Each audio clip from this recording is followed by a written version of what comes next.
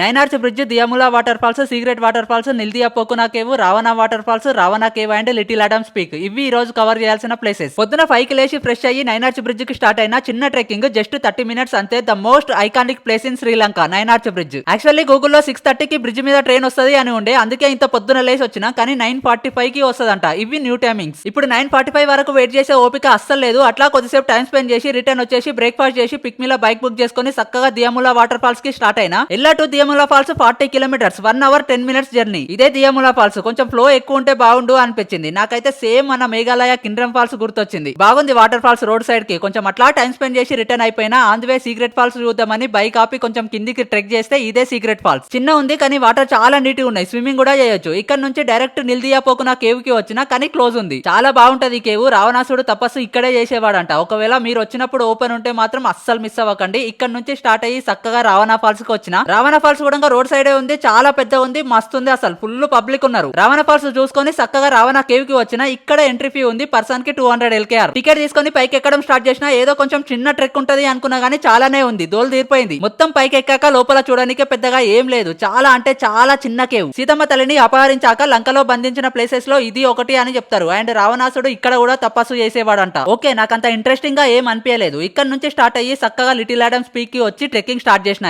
ఇక్కడ zip line and ATV ride ఇంకా చాలా గేమ్స్ ఉన్నాయి. కుదిరితే ట్రై చేయొచ్చు. లిటిల్ అడమ్స్ పీక్ కి ఒక 40 మినిట్స్ ట్రెక్కింగ్ అంతే. చాలా బాగుంది అసలు వ్యూ అయితే. సన్సెట్ టైం లో బెటర్ ఇక్కడికి రావడం. ప్రశాంతంగా వ్యూస్ చూసుకుంటా కూర్చున్నాయి. చాలా సేపు ఉన్న ఆ సన్సెట్ చూసుకుంటా. చుట్టూ ఎటు చూసినా వ్యూస్ మస్తున్నాయి. ఇది కంప్లీట్ చేసుకుని చక్కగా కిందికి వచ్చి ఒక బిర్యానీ తిని రూమ్ కి వచ్చి పడుకున్నాయి. ఈ రోజు మొత్తం తిరగనికే ఈ బైక్ బ్రోకి 6000 LKR ఇచ్చిన. ఎల్లాలో నేను చూసిన ప్లేసెస్ కోసం క్లియర్ హిస్టరీ ఎక్స్ప్లెయిన్ చేస్తూ ఫుల్ వీడియో చేసి మన యూట్యూబ్ ఛానల్లో పోస్ట్ చేసిన. లింక్ బయోలో ఉంటది. ఇంట్రెస్ట్ ఉంటే వెళ్ళి చూసి నచ్చితే మన ఛానల్ ని సబ్స్క్రైబ్ చేసుకోండి.